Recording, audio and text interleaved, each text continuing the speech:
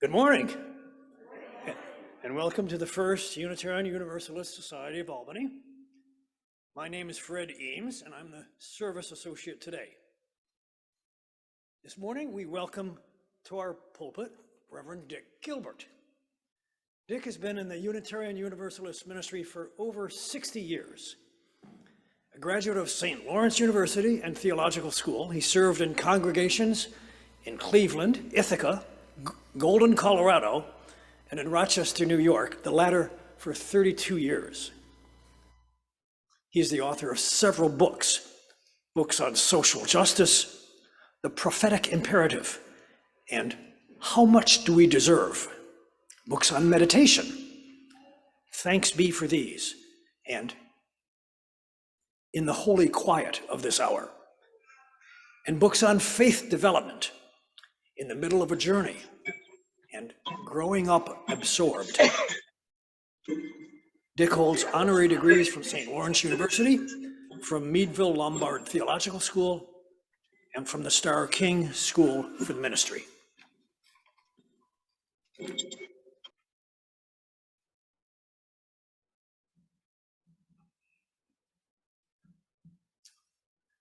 Thank you, Fred, and good morning.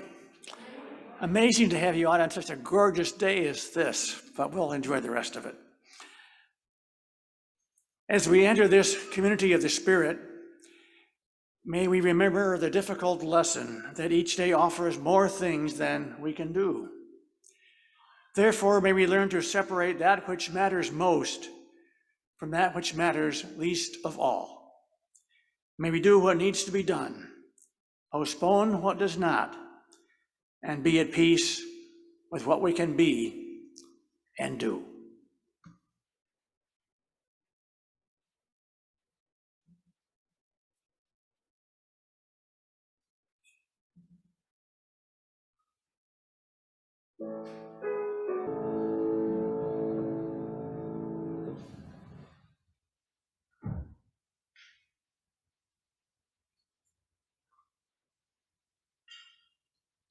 Please join me in the challenge words shown on the screen. Welcoming all free seekers of truth and meaning, we gather to excite the human spirit, to inspire its growth and development, to respond morally and ethically to a troubled world, and to sustain a vital and nurturing religious community.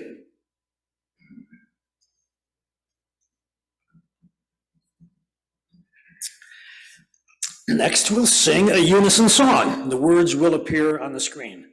Please join me in singing now, "Wake Now My Senses."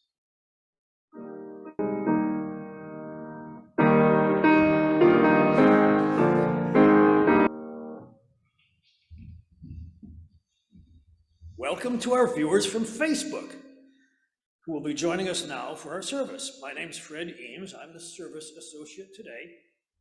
And again, we welcome to our pulpit Dick Gilbert, who's a retired Unitarian Universalist minister. He served in congregations in Cleveland, Ithaca, Golden, Colorado, and in 32 years in Rochester.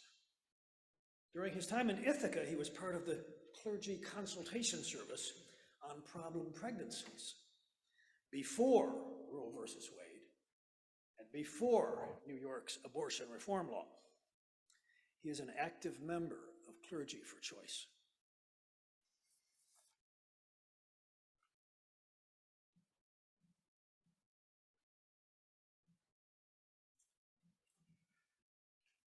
It has been quite a week,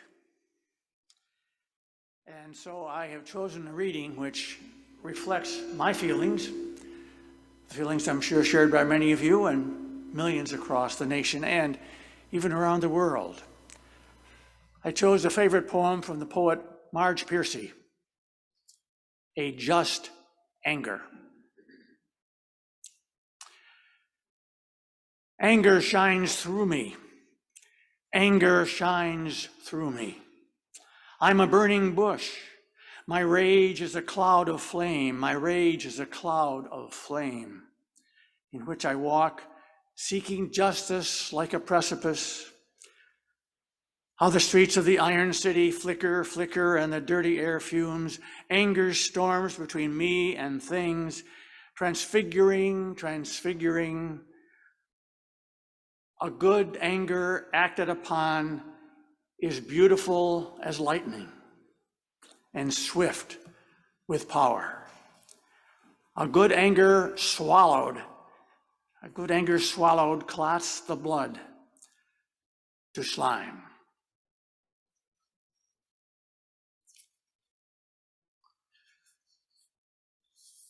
I invite you now, in the midst of the world in which we live, to take a deep breath, to settle down,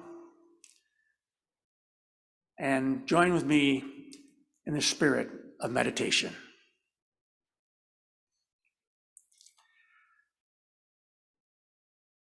We enter this house of worship in a time of deep reflection.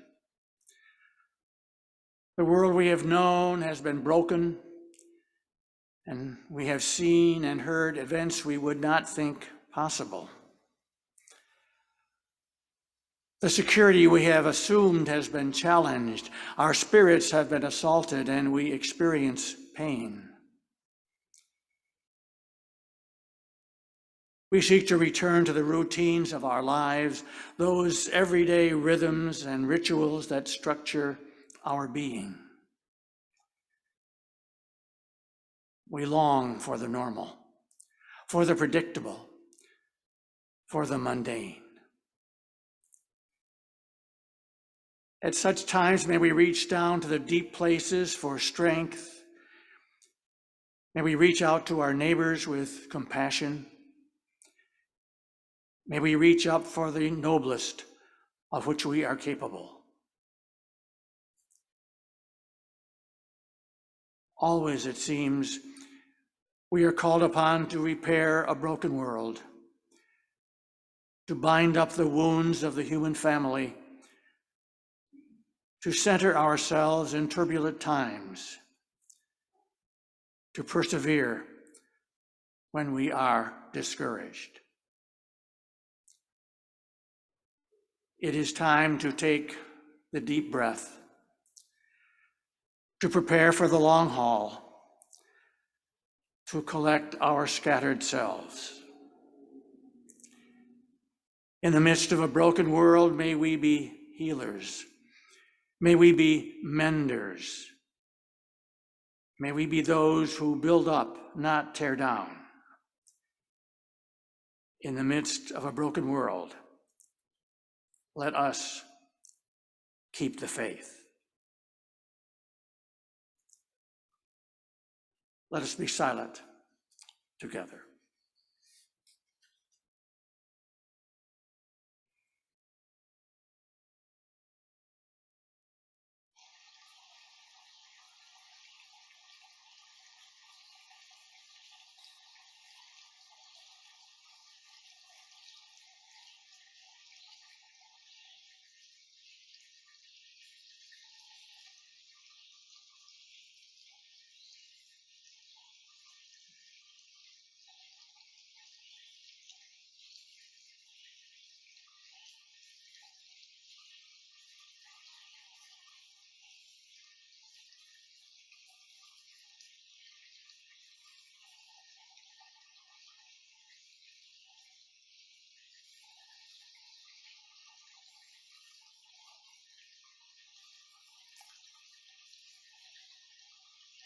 Amen.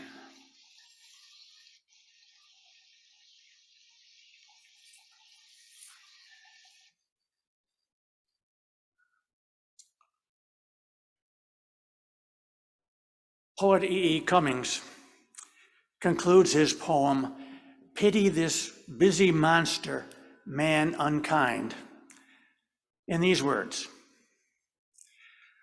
"We doctors know a hopeless case if, listen, there's a hell of a good universe next door. Let's go." If you know of a hell of a good universe next door, please do let me know. However, unless you are a Harry Potter and have a Harry Potter pay grade in world wizardry, we are pretty much stuck in this world in which we live right now. We are in trouble, but we are not hopeless, not yet, not ever, not so long as we can join a conspiracy for life. We have been here before. The most immediate threat to our entering a better universe is the Supreme Court's recent decision, Friday's decision, repealing Roe v. Wade. I knew, we all knew it would happen, but somehow when it really did happen in such force, with such anger from the Supreme Court bench, it really hit me in the gut in ways I hadn't expected. I have a particular and passionate interest in this particular issue, in this decision, not only because I believe in a woman's right to choose, but because I've invested a good many years in working for reproductive justice, only to come to this sad day. It was difficult to secure an abortion in 1969, as it will be now. Those were the bad old days. Now we have the new bad days. I was minister of the Unitarian Church in Ithaca in the winter of 1969 when my first Baptist church colleague, Dave Evans, called me. Abortion was essentially illegal in New York State. Problem pregnancies were rampant. The rich could buy them, the poor could not. Nationally, from 200,000 to 1 million women had illegal abortions each year, with medical complications and even often death as a result. In 1967, the Reverend Howard Moody of the Judson Memorial Church in New York City formed the Clergy Consultation Service on abortion. Dave, my colleague, asked if I would be interested in forming such a group in Ithaca. I was, and we did. Moody came to Ithaca. We met with OB/GYN doctors and psychiatrists. We met for theological and ethical discussion. We met with an outstanding Cornell law professor to have a discussion to consider our possible legal jeopardy in what we were about to do. For our work was a kind of civil disobedience. And of course, we secured the permission of our church boards. That goes without saying. An answering service was set up. We were on call for a week at a time. The women came from all over the state. We even had some referrals from nuns and priests who were sympathetic, who were counseling kids who wanted abortions, but they could not, as Catholics, aid and abet that, and so they sent them to us. They knew that we would help. We were on very good relations with these nuns and priests. The goals of our upstate clergy counseling service were twofold. One, to provide good religious counseling for women who had unwanted pregnancies, and two, to work for reform of New York State's abortion law. Our group developed a disciplined regimen for counseling. We did it only in our offices. Women must have a note from their doctor indicating their pregnancy, that it was a pregnancy and how far along it was. And they had to complete a counseling form, which included questions as to why they were seeking an abortion. Our caseload grew quickly. Over the next year, I counseled over 50 women, but I will never forget one week when I counseled 17 women. Sometimes accompanied by men, though we always made sure that we would talk with a woman separately so she would not feel the coercion from a male partner. Would she qualify for a legal therapeutic abortion in New York State? only if the life of the mother, of the woman, was threatened. And that had to be certified by 2 doctors. If she did not qualify, we referred her to a pre-examined, pre-screened situation where abortion was legal or the laws were liberal and doctors willing to take some degree of risk. The women who appeared in my office were kind of a microcosm of America. A teenage girl whose Catholic parents would never give permission. A financially strapped couple in their 40s who already had 6 children and could not afford more. 2 pre-med students for whom a child would jeopardize their budding careers. A Native American woman who threatened suicide because she could not get an abortion as she left my office. In every case, the decision this woman was making was a tough one, painstakingly pursued. The women had abortions in England, Puerto Rico, Japan, and in the States, state of Maryland, Philadelphia, Pittsburgh, among other places. There were 2 legal New York State abortions out of 6 attempts. One woman we referred died. Some were poor, most were unable to provide financial aid. We couldn't really help them very much. We had few resources. Upon their return, we advised that they talk with their doctor, consult with a doctor about birth control, contraceptives. And we asked that they report their experience to us, but unfortunately, few did. From the beginning, we combined our counseling with legislative advocacy. My Republican, I repeat that, my Republican Assembly member, Connie Cook in Ithaca, introduced a bill to repeal New York State's abortion law. Nelson Rockefeller, Republican, was our governor. The Assembly and the Senate were both controlled by who? Republicans. My, how the times have changed. The debate at the Assembly floor was bitter and the vote was close. The bill passed when a Democratic Assemblyman from Auburn, New York, changed his vote. He saw the votes tallied. He knew the vote would be close. It would come down to a single vote. He had already voted against this bill, but when he saw it would lose by 1 vote, he changed his vote and the bill passed. And he lost his seat the next election.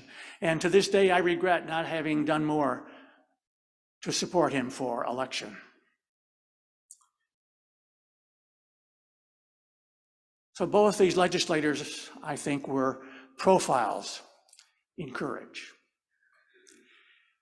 It had been heartbreaking to work with these women, these desperate women forced to move about in the shadows like common criminals, simply to exercise their rights to control their own bodies. And so with a great sense of relief, we disbanded in June of 1970, assuming that the new law in New York State rendered our work unnecessary. We happily turned to other matters. Our relief then turned to hope when in 1973, the Supreme Court decided Roe v. Wade. And we, again, happily turned to other issues. And obviously, we took our victory laps too soon. In Rochester, I joined a local citizens group, a review panel for research in mifepristone and misoprostol trial, commonly known as the abortion pill, RU 486. This was a citizens group to check on the adequacy of the doctors, not in a medical sense, but that they had done honest work, reported honestly. This procedure is now utilized in over half the abortions in the United States right now, a number that is sure to rise in coming days. Our local clergy group met with University of Rochester pre-med students. I debated abortion with a pro-life couple armed with slides of distorted and deformed fetuses. We had ethical discussions with local OB/GY staff members at a local hospital. I vividly recall debating one doctor, an inner city doctor whose work I greatly admired. I debated him on the abortion issue. And after we had debated, discussion period, and someone asked him if his 13-year-old daughter, who was in the room at the time, had been raped and was pregnant, what would he do? And he said he would make her go through with the pregnancy and have the child. When he said that, I knew that I had much more work to do. At one of many demonstrations, a young anti-abortion woman found out that I was a minister. We were really across the street from one another. And she said, "Preacher, you're going to hell." But as a universalist who doesn't believe in hell, it didn't bother me too much. I received some nasty mail, but no death threats, at least not yet.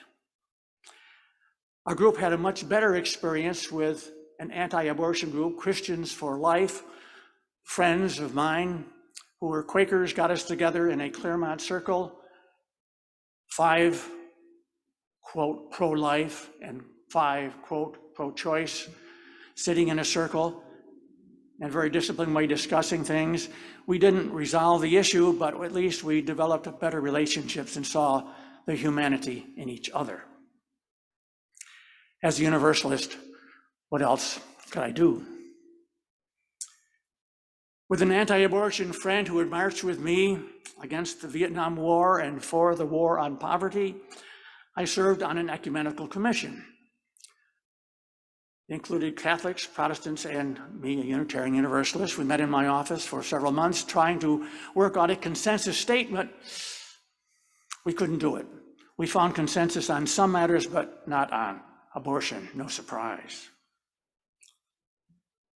A champion of the so-called consistent life ethic, she was a founder of the Susan B. Anthony List, a very prominent anti-abortion group. Even though we have no evidence that Susan B. Anthony was against abortion. Fast forward to 2019, when with Interfaith Impact of New York, we joined a coalition of groups to successfully pass the women's agenda, presented by ex-governor Andrew Cuomo, sorry. I'm old enough to remember Mario in his wonderful statement at Notre Dame, in which he described how he, as a Roman Catholic, could oppose abortion as a Catholic, but as a governor had to support it. Part of that women's agenda was the Comprehensive Contraceptive Coverage Act and the Reproductive Health Act. Roe is now embedded in New York state law, in the health code, not the criminal code, which is where it was before. Abortions are permitted in the first 24 weeks of pregnancy, when 1% of all abortions take place. And in the third trimester, in the case of fetal non-viability, or to protect the life or health of the mother. Contraceptives are more generally available. So this legislation we have in New York State now to protect us from the Supreme Court's decision recognizes the moral agency of women. And so reproductive matters, decisions are a matter of moral reflection, not legal mandate. But Friday, the United States Supreme Court, SCOTUS, in Dobbs versus Jackson, sent us back to the bad old days. Now it seems to be worse because having experienced something of reproductive justice, that has now been taken away. That makes it particularly painful. The leaked draft from Justice Samuel Alito is now reality and repeals Roe v. Wade and the Casey decision, which was a later decision after Roe v. Wade, which affirmed Roe, the basic rights of Roe, although allowing states to put some restrictions on abortion if they did not pose an undue burden, so-called. But Roe and Casey both gone.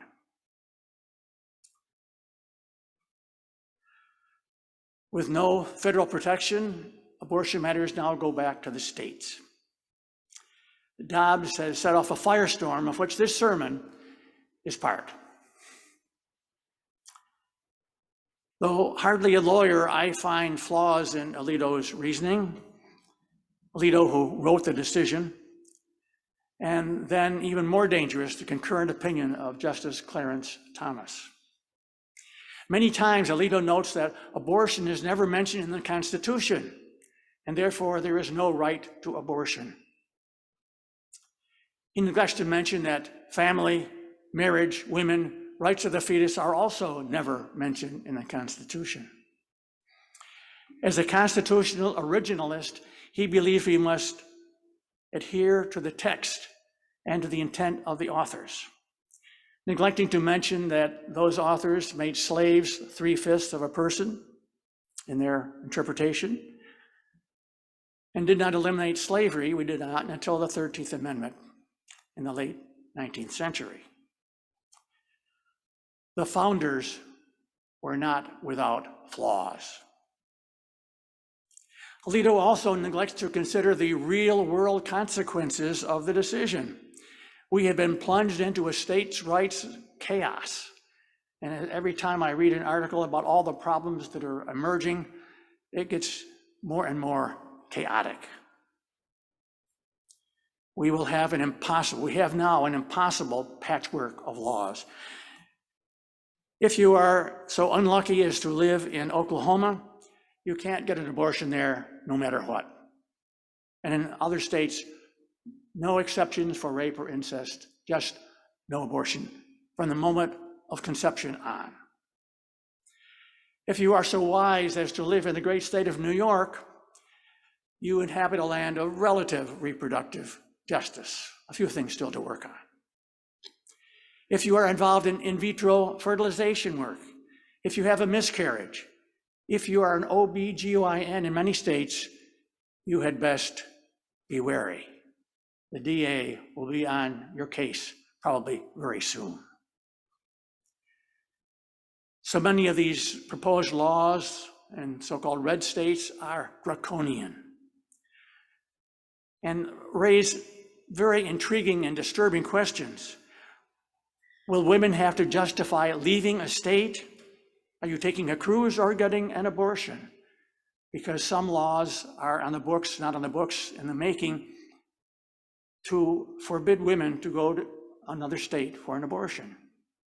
The states are going to have an incredible legal battle among themselves. Suspicious mail may have to be opened to guard against the transport of abortifacient pills. Will telemedicine be monitored? We forget that contraception was not fully protected legally until the 1965 Griswold decision. And while Alito suggests that his privacy rationale does not and should not apply to other cases, Justice Thomas, Clarence Thomas, hints that it might affect same-sex relations, same-sex marriage, and contraceptives. Dangerous territory to try to think about repealing established law. And then Mitch McConnell and Mike Pence, not to be outdone, have come up with the idea, pushing the idea of a national ban on abortion everywhere, especially if Republicans seize congressional power this fall. We may well be entering a dystopian, brave new world that will make Margaret Atwood's classic Handmaid's Tale look pretty tame. So New York clinics are gearing up for what will turn out to be probably a flood of women from other states seeking an abortion. I hope the special legislative session, which has been called quite properly to consider revamping our gun law, which also was struck down by the court, will start the process of adding the Equality Amendment to the state constitution. That will require votes from 2 separate legislatures and a statewide referendum. Funding for poor women will be available through existing funds and funds that are even now being created. We will have to unzip our wallets and pay up if we really believe in a woman's right to choose.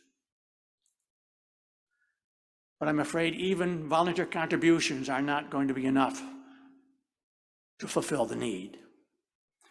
So the SCOTUS scheme is classist in impact. Back alley and botched abortions will return to haunt us. Unwanted children will be born to those who cannot afford to raise them. The Dobbs decision is also racist, since large Black and Hispanic populations inhabit these red states which are now pulling back on abortion laws, and that will be a terrible thing. These trigger laws on the books that will automatically go into effect, that have gone into effect in many cases. And as usual, it is the marginalized, the poor, and people of color who will suffer most. Real world impact should be a part of judicial argument. Otherwise, we will have another abstract theory murdered by a brutal gang of facts, to paraphrase the French philosopher La Rochester. As one of my ministerial colleagues says, speaking to anti-abortion senators, "So, Mr. Senator, if I am 13 years old and pregnant, please don't tell me theories about when life begins. If I am carrying a grossly deformed fetus, do not talk to me of legal subtleties. If I am pregnant with a potential child whom I cannot adequately care for, do not cite the Sixth Amendment." I only wish all those who are cheering now at the end of Roe v. Wade could have been with me in my office and looked into the eyes of these women and told them they cannot have an abortion. They have no right to control their body. I wish they had been there to tell them that because some religious people oppose abortion, they cannot have one. I wish they could have been there to help me cope and help these women cope with the overwhelming problems they faced. But they weren't, and they aren't. They are out there picketing Planned Parenthood, which helps prevent unwanted pregnancies and therefore reduces the number of abortions. Preaching from pulpits that proclaim that their moral values should be given the force of law. They are protesting embryonic stem cell research with its life-giving promise, and many other issues as well. Justice Alito claims that legalized abortion is not embedded in American tradition and history. Apparently, he doesn't listen to NPR or read Slate, where I heard a historian on reproductive matters note that Ben Franklin, a reasonably notable historical figure, details the how-to of abortion. He appends that to a book on mathematics. He had books, how-to books for so many things. She further states that to colonial Americans, termination was as normal as the ABCs and the 1, 2, 3s. Samuel Alito needs to study his history a little more carefully. Alito, one of 6 Roman Catholics and the court majority, also does not note that abortion was not a mortal sin until the Pope declared it so in 1879. We further note that the court majority is packed with 5 of the 6 Catholic justices appointed by 3 of the 6 presidents who have lost the popular vote. In other words, the court clearly does not represent the profile of America. And of course, all the polls indicate that more people, an increasing number of people, support abortion rights, support Roe v. Wade, but they have gone the other way.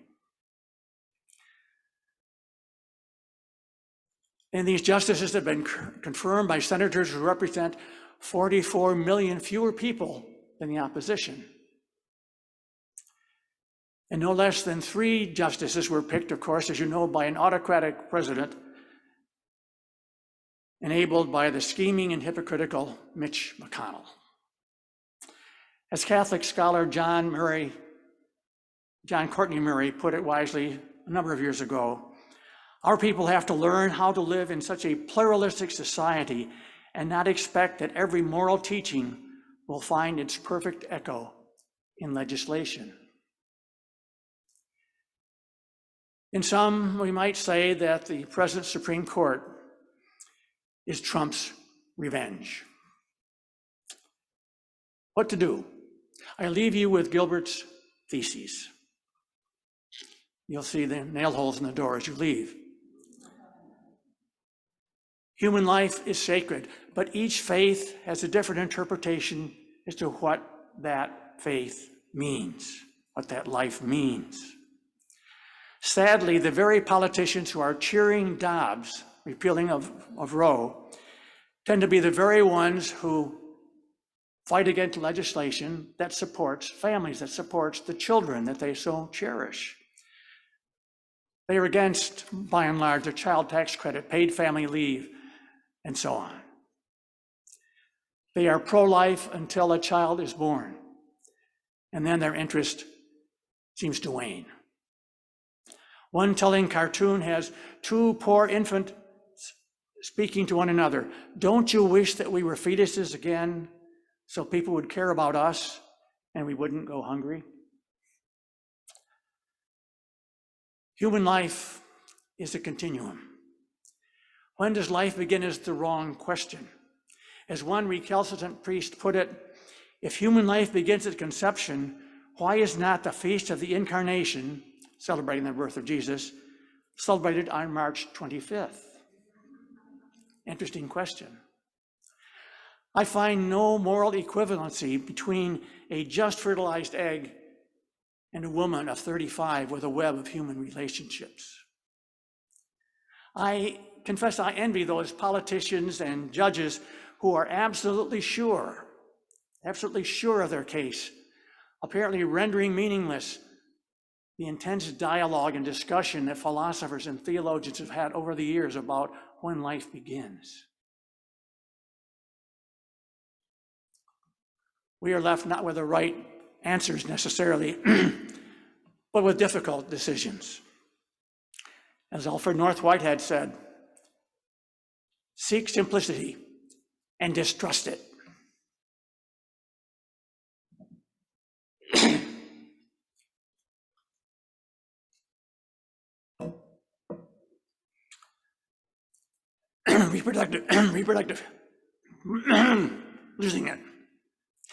Reproductive health is a human right. Safe abortion is an integral part of reproductive health. Ignorance is not bliss. Age-appropriate sexuality education is necessary. Moral agency is a religious value. I affirm it not in spite of my faith, but because of it. If Hobby Lobby can claim religious freedom by refusing to bake a cake for a gay couple, surely women can affirm religious liberty as they take care of their bodies. And if people can claim religious exemption from getting a vaccination against a pandemic that has killed 1 million Americans, surely women can claim religious freedom. As one woman says, why would conservatives who clamor to get governments off our backs want to force it into our wounds? Mandatory motherhood is ethically indefensible. Reproductive justice is morally imperative. American exceptionalism is a matter of shame, not pride. As other nations in the world move to more liberal attitudes toward abortion, Catholic nations like Argentina, Italy, Ecuador, and Ireland, we contract it. We are global outliers moving the wrong way. Defending reproductive justice is sacred work, and I am proud to have done it and proud to do it still. So these are troubling times, and it is easy to become discouraged. Trump and Trumpism have been called a clear and present danger. By whom? Not Democrats, but by a very distinguished conservative judge testifying before the January 6th panel. The Dobbs decision is more of the same, a clear and present danger. So what do we do with the universe that has, for good or ill, been given to us? First, we must acknowledge that we are not condemned, but privileged to live in such a universe. What to do? It has been said that anger is one letter short of danger. And so it is in the case of Dobbs versus Jackson. You can sense my anger even as I lose my voice. We need to continue the moral debate in the public square, but not like the Peanuts cartoon of Charles Schulz. It seems Charlie Brown's little sister, Sally, and Linus are walking to school with their lunch boxes. She says, "I would have made a good evangelist. You know that kid who sits beside me at school? I convinced him that his religion was better than that my religion was better than his religion." And Linus asks, "How'd you do that?" Sally replies, matter-of-factly, "I hit him with my lunchbox." So on the other hand, we have Marge Piercy's poem, A Just Anger. And as you can tell, I have been pretty angry this week. My rage is a cloud of flame in which I walk, seeking justice like a precipice. A good anger swallowed clots the blood to slime, but a good anger acted upon is beautiful as lightning and swift with power. The upcoming months, including November's election, will test our capacity to follow the better angels of our nature. As a political observer, I am not optimistic, but as one who seeks reproductive justice, I am ever hopeful. So I choose to join a conspiracy for life, a life that does not look like Atwood's Handmaid's Tale, but looks something like Martin Luther King's beloved community, where somebodyness includes women. New York was the first site of the Women's Rights Convention in 1848. Now it is time for New York once more to take lead in guaranteeing reproductive justice. We must become and are becoming, even as I speak, a safe haven for women who need one. And we must fund those who can help, support those organizations which value women's moral agency, and challenge those systems which create what I call a tyranny of the minority. So finally, consider the case of OBGYN Dr. Alan Braid. When a September op-ed in the Washington Post explained he had performed an abortion in violation of the outrageous anti-abortion law passed in Texas, essentially prohibiting abortion. He has already been sued, and that is just what he wanted, to challenge its constitutionality. Dr. Braid is 76, but he isn't finished with his work, nor am I at 85. More important, neither are we finished with our work. Amen.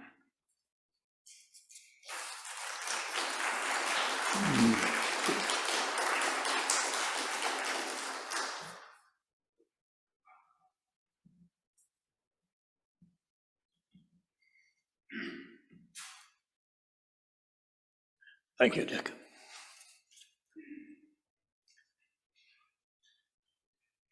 An important way we celebrate life each Sunday is by offering an opportunity to practice generosity. Members and friends support our congregation with an annual pledge paid throughout the year. Another way to support the good work of this congregation is by making a generous contribution as we pass the plate, or by using one of the options shown on the next slide. If you are joining us virtually, you can click on the tiny URL link in the chat window to contribute, or you can send a text to the number shown on the screen. The examples on the slide show you how to label your text to indicate the amount and the purpose of your gift. We'll now say goodbye to our Facebook friends. Please consider joining us on Zoom next time, or visit us here at 405 Washington Avenue in Albany. You can find more information about us at albanyuu.org.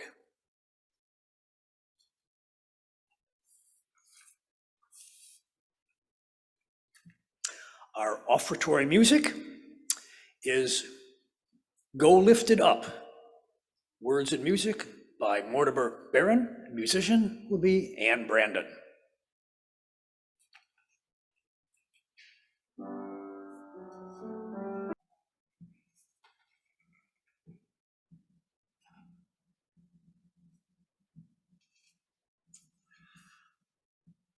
I invite you now into a spirit of prayer and meditation. Again, breathe deeply, relax, open minds and hearts, and please join me in this prayer of affirmation. For all that is good in the world, we make thanksgiving. For the beauty of the earth, we sing praises. For the joy of human companionship, we say, Amen. For the abundance of creation, we give gratitude. For the blessings of being, we are grateful. In the serenity of this hour and the sanctity of this space, we gaze upon life not with rose-colored glasses, but with a heartfelt appreciation of all that is good. While the world surrounding us seems in the grip of evil, we remember the good which graces our everyday. When greed and avarice seem to rule humanity, we recall the generosity of others. Where pessimism and about our predicament holds sway, we conjure up an image of possibility. It is no false confidence that we seek, for we know and experience quiet courage everywhere.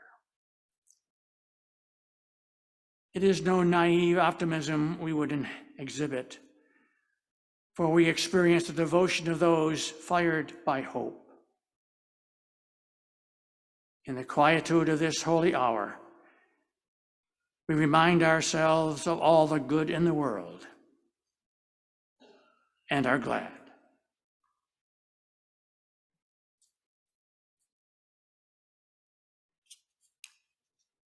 Please join me now in singing a hymn of thanksgiving, number 322 in your hymnals and on the screen. Thanks be for these.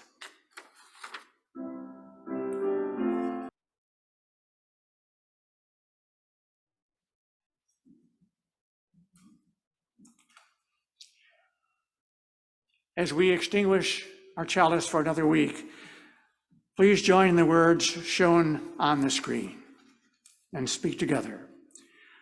We extinguish this flame, but not the light of truth, the warmth of community, or the fire of commitment.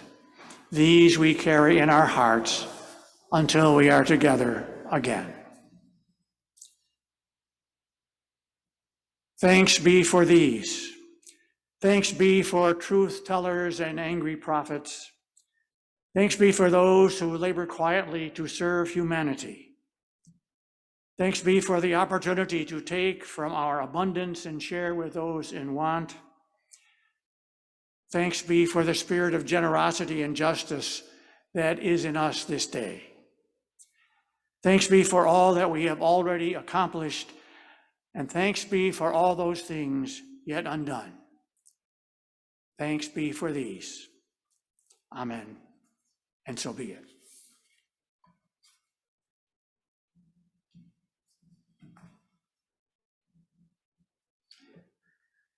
Our thanks today to musician Ann Brandon, ushers Chuck Manning, Sandy Stone, and Annika Pfluger, pastoral care associate Eric Van Housen, service associate Fred Eames, welcomers Barb Manning and Don Odell, greeter Jay Holly, office support from Tammy Goddard and Patience Bichette, technical support from Kate Pierce Mims and Peter Meixner.